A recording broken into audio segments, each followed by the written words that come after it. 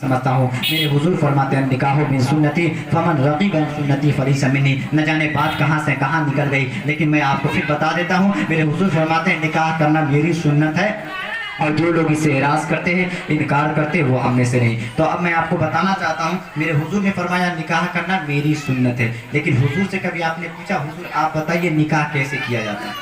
आप तारीख पढ़िए तब आपको पता चलेगा कि निकाह कैसे किया जाता है। आज हम सोचते हैं मुसलमान हो गए हैं, निकाह जिस तरह हम करते हैं अपने बच्चे या बच्ची की शादी करते हैं, यही असल शादी है। असल शादी ये नहीं है मुसलमानों। आज हम अपने बच्चे या बच्ची की शादी करते हैं ना, ये हुजूर के तरीके के मुताबिक नहीं बल्कि अपने बाप के तरीके के मुताबिक करते हैं, अपने दादा और परदादा के तरीके के मुताबिक करते हैं। अगर पूछ लिया जाए और बता दिया जाए कि सुनो मजहब इस्लाम में शादी में ऐसा नहीं होनी चाहिए, मजहब इस्लाम में शादी में ये चीज नहीं होनी चाहिए, मजहब इस्लाम के शादी में ऐसे काम नहीं होनी चाहिए, तो जानते हैं आगे से जवाब क्या मिलता है? आज आप समझाने वाले आ रहे हैं मेरे बाप ने तो ऐसा ही शादी किया, क्या मेरा बाप जाहिल था? मैं कहना चाहता हूं अगर आपके बाप ने गलत काम कर दिया है तो आप भी गलत काम करना चाहिएगा। अगर आपके दादा ने गलत काम करके मर गया तो आप भी यही चाहते हैं कि हम अपने दादा का नाम रोशन करने के लिए हमारे दादा ने गलत काम किया तो हम भी गलत काम करेंगे। नहीं मुसलमानों, अपने अंदर अपने दिल के ज़मीर को जिंदा करो और तारीख की किताबों का मुताला करो। हम अपने बाप की सुन्नत को अदा करने के लिए शादी नहीं करते हैं, हम अपने दादा की सुन्नत को अदा करने के लिए शादी नहीं करते हैं, हम अपने खानदान वालों की सुन्नत को अदा करने के लिए शादी नहीं करते हैं। अगर मैं आपसे पूछूं शादी तुम्हारे बाप की सुन्नत है या रसूल पाक की सुन्नत है, आपका जवाब यही होगा नहीं, शादी हमारे बाप की सुन्नत नहीं बल्कि रसूल पाक की सुन्नत है।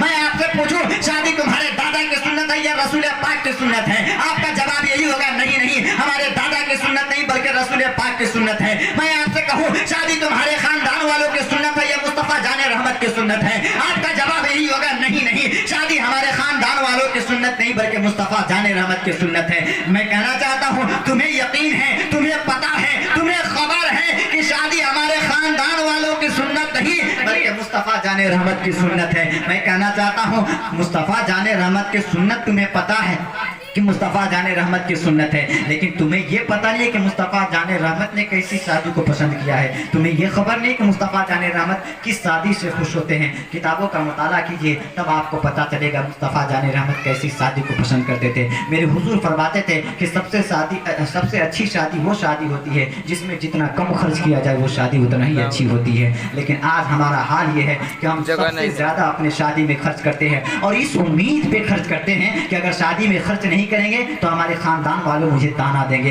अगर शादी में खर्च नहीं करेंगे हमारे पड़ोस वाले मुझे ताना देंगे, हमारे पड़ोस वाले मुझे हंसेंगे, हमारे पड़ोस वाले ये सोचेंगे हमने दौलत बचाने के लिए सादगी के साथ शादी कर दिया। कान खोल के सुन मुसलमानों, तुम्हारी शादी से तुम्हारे खानदान वाले खुश हो जाएंगे। अगर शरीयत के खिलाफ तुम शादी करोगे तुम्हारे चाहने वाले तुमसे खुश हो जाएंगे, लेकिन मुस्तफा जाने रहमत नाराज हो जाएंगे। और जिसकी सुन्नत अदा करने के लिए अगर उसको नाराज कर दोगे तुम्हारी घर में शादी हो जाएगी, लेकिन शादी के बाद तुम्हारे घर में खुशहालियां नहीं आ सकती है। इसलिए मुसलमानों, अगर शादी के बाद अपने घरों में खुशहालियां देखना चाहते हो तो सबसे पहले जरूरी है कि शादी मेरे हुजूर के तरीके के मुताबिक किया करो। मेरे हुजूर ने शादी कैसे किया है अंदाजा लगाओ, मेरे हुजूर की सीरत पढ़ो तब आपको पता चलेगा।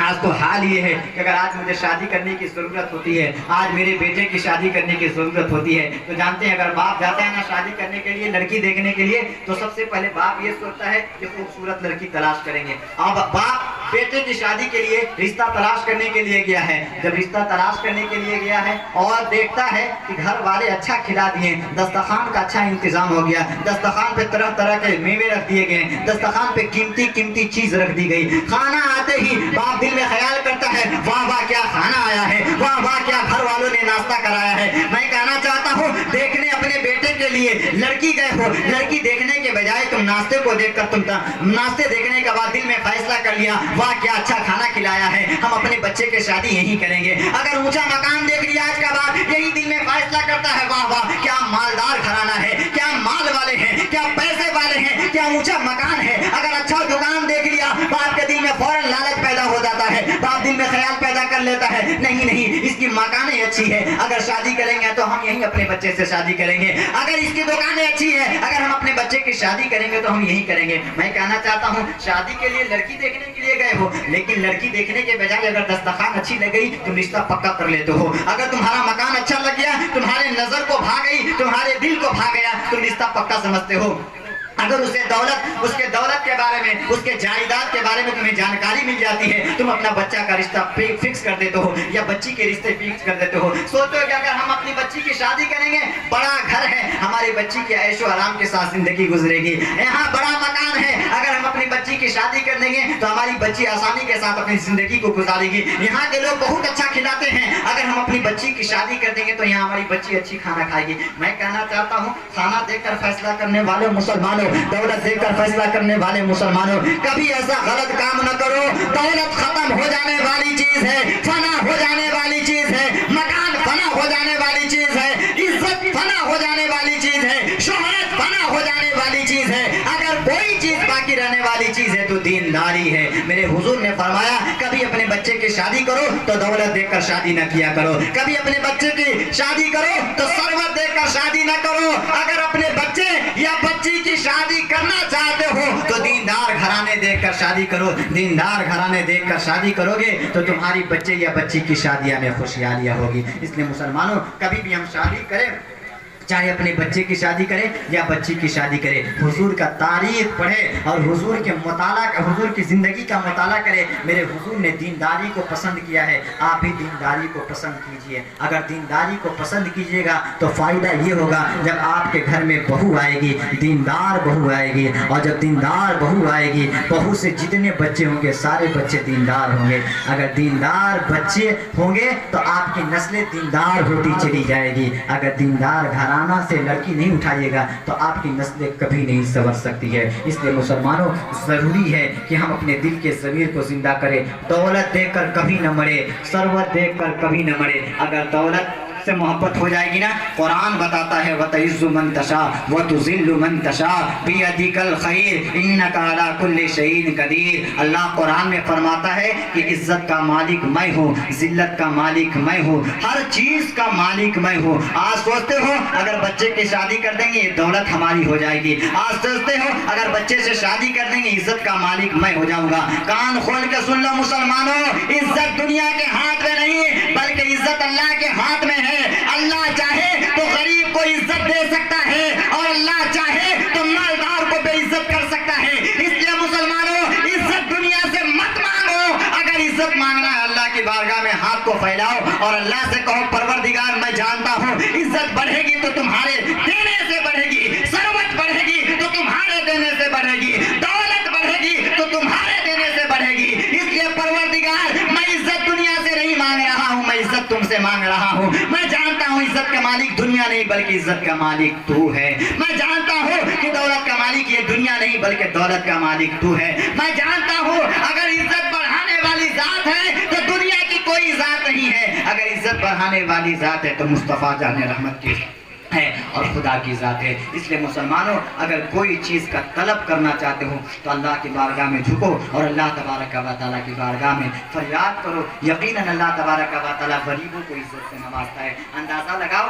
وقت نہیں کہ مزید وضاحت کیا جائے. حضرت بلال حبشی خاندان کے, حبشی گھرانے کے تھے اور غلام تھے, قیدی تھے. لیکن کب تک قیدی تھے؟ جب تک کسی دوسرے کے قید میں تھے تب تک قیدی تھے. لیکن مصطفیٰ جان رحمت کا جب کلمہ پڑھنے لگے اور مصطفیٰ جان رحمت نے ابو بکر سے خریدوا کر جب آزاد کر دیا نا تو ایسا ان کا مقام بلند ہوا کہ آج اسلامی کتاب اٹھاؤ گے یا گوگل سے کہیں سے بھی سرچ مارو گے کہ اسلام میں سب سے پہلا مؤذن کون ہے تو جانتے ہیں حضرت بلال حبشی کے علاوہ کسی کا نام نہیں آتا. حضرت بلال حبشی کا وہ مرتبہ وقت یہ کہ مزید وضاحت کروں. میرے حضور فرماتے ہیں کہ میں جب جنت میں ٹہلتا تھا نا, آخری واقعہ, میرے حضور فرماتے ہیں کہ جب میں جنت میں ٹہلتا تھا تو ایک دن میں نے دیکھا کہ ہمارے جنت میں ٹہلنے سے آگے قدم کسی کی چلنے کی آ رہی ہے. میرے حضور فرماتے ہیں میں سوچنے لگا یا اللہ جنت میں ٹہل رہا ہوں لیکن ہم سے پہلے آخر کون شخص ہے جو ٹہل رہا ہے جس کی قدم کی آواز آ رہی ہے, جس کے چلنے کی آواز آ رہی ہے. حضور نے فرمایا کہ ایک دن گزرے، 2 دن گزرے، تیسرے دن میں نے دیکھا کہ جنت میں ٹہلنے والا کوئی اور نہیں بلکہ بلال حبشی ہے، میرا خریدا ہوا غلام ہے۔ حضور فرماتے میں سوچنے لگا آخر بلال کے اندر ایسی کون سی چیز ہے جس کی وجہ سے جنت میں مجھ سے آگے آگے ٹہل رہا ہے۔ حضور نے بلال حبشی کو ایک دن بلایا اور کہا بلال ایک بات بتاؤ یار، جنت میں بھی ٹہلتے ہو کیا؟ بلال نے کہا نہیں حضور میں جنت میں تو نہیں ٹہلتا ہوں۔ حضور نے کہا نہیں بلال جھوٹ بولنے کی ضرورت نہیں ہے، تم بتاؤ چھپا رہے ہو کچھ بتاؤ، تم جنت میں ٹہلتے ہو۔ بلال نے کہا نہیں حضور میں تو جنت میں نہیں ٹہلتا۔ حضور نے فرمایا بلال میں جنت میں ٹہل رہا تھا لیکن ہمارے چلنے سے پہلے تمہارے چلنے کی ٹہلنے کی آوازیں آ رہی تھی، میں نے دیکھا ہو کہ تم جنت میں ہم سے پہلے ٹہل رہے تھے، بتا آخر کیا وجہ ہے، آخر ایسی کون سی چیز ہے جو جنت میں تم اس سے پہلے ٹہلتے ہو؟ حضرت بلال حبشی نے کہا حضور اب تک یہ راز تھی لیکن جب آپ پوچھ رہے ہیں تو میں بتا دیتا ہوں ایسی کون سی چیز ہے۔ حضرت بلال حبشی نے کیا جواب دیا؟ حضور نے فرمایا بتا بلال ایسی کون سی چیز ہے جس کی وجہ سے تم جنت میں مجھ سے پہلے ٹہلتے ہو۔ اندازہ لگاؤ نبی تمام نبیوں کا امام ہے، میرے نبی صرف ہمارا نبی نہیں بلکہ آدم کے بھی نبی ہیں، جتنے نبی آئے ہیں تمام نبیوں کا ناز مصطفیٰ جان رحمت پہ ہے، تمام نبی کو فخر مصطفیٰ جان رحمت پہ، یہاں تک کہ مجھے حضور نعمت العلماء کا واشعار یاد آتا ہے، یہ 12 نہ ہوتی تو کچھ بھی نہ ہوتا، محمد نہ ہوتے تو کچھ بھی نہ ہوتا۔ پتہ یہ چلا دنیا میں جتنے نبی آئے ہیں نا میرے نبی کی آنے کی وجہ سے آئے۔ اگر میرے نبی کا آنا دنیا میں مقصد نہیں ہوتا تو اللہ تعالیٰ آدم کو دنیا میں نہیں بھیجتا، اگر میرے نبی کا آنا مقصد نہیں ہوتا تو اللہ نوح کو دنیا میں نہیں بھیجتا۔ پتہ یہ چلا کہ مصطفیٰ جان رحمت کا آنا مقصد تھا، اس لیے اللہ تعالیٰ نے دنیا میں تمام نبی کو بھیجتا رہا، تمام نبی کو بھیجتا رہا۔ میں آپ کو حدیث کے روشنی میں ایک بات بتا دیتا ہوں کہ میرے نبی کا مرتبہ اور اللہ تعالیٰ نے میرے نبی کے بعد کیوں نبی کسی دوسرے نبی کو کیوں نہیں بھیجا۔ آدم کے بعد نبی آتے تھے، ایک نہیں دو نہیں، کم و بیش 1,24,000 نبی ہیں، لیکن کیا وجہ تھی؟ میرے نبی سیدی سرکار اعلیٰ حضرت کے اشعار کیا ہے کہ سب سے اعلیٰ و اعلیٰ ہمارا نبی، سب سے بالا و اعلیٰ ہمارا نبی، سارے اونچوں میں اونچا سمجھیے جسے ہے اس اونچوں سے اونچا ہمارا نبی۔ سیدی سرکار اعلیٰ حضرت کے اشعار سے پتہ چلتا ہے کہ سب سے افضل اور سب سے زیادہ زندگی پانے والے نبی ہیں تو میرے حضور ہیں، لیکن دنیا کے عالم بشریت میں اگر دیکھا جائے تو 63 سال کی زندگی گزار، لیکن میں کہنا چاہتا ہوں کہ آخر میرے نبی کے بعد کوئی نبی کیوں نہیں آیا؟ تو آج آپ کو میں بتا دیتا ہوں کہ میرے نبی کے بعد اللہ تعالیٰ نے کسی نبی کو کیوں نہیں بھیجا۔ شاید آپ نہیں سنے ہوں گے لیکن اس ناچیز اس گناہگار سے سن لیجئے کہ اللہ تعالیٰ نے مصطفیٰ جان رحمت کے بعد کسی نبی کو کیوں نہیں بھیجا۔ آج ہوتا یہ ہے کہ ہم لوگ رمضان کے روزے رکھتے ہیں، جب رمضان کا روزہ مکمل ہو جاتا ہے، 30 روزے مکمل ہو جاتے ہیں تو ہر مسلمان چاند کا انتظار کرتا ہے، ہر مسلمان چاند کا انتظار کرتا ہے۔ کس لیے انتظار کرتا ہے؟ کہ چاند دیکھ لینا ہے، چاند دیکھنے کے بعد کل عید کر لینا ہے، چاند دیکھ لیا عید ہو جائے گی۔ ہر مسلمان 30 روزے رکھنے کے بعد چاند کا انتظار کرتا ہے، 30 روزے رکھنے کے بعد امام صاحب مسجد کے دروازے کھولے رہتے ہیں، ہر انسان جاتا ہے کہتا ہے امام صاحب میں نے چاند دیکھ لیا، کیا کل عید ہو جائے گی؟ امام صاحب کہیں کیا چاند دیکھے وہ گواہ موجود ہے؟ وہ انسان کہے گا نہیں گواہ تو موجود نہیں۔ امام صاحب کہیں گے واپس چلے جاؤ، امام صاحب کہیں واپس چلے جاؤ، چاند دیکھنے کے بعد گواہ کا موجود ہونا ضروری ہے۔ اب وہ انسان واپس چلا آئے گا، ابھی امام صاحب ابھی مسجد کے دروازے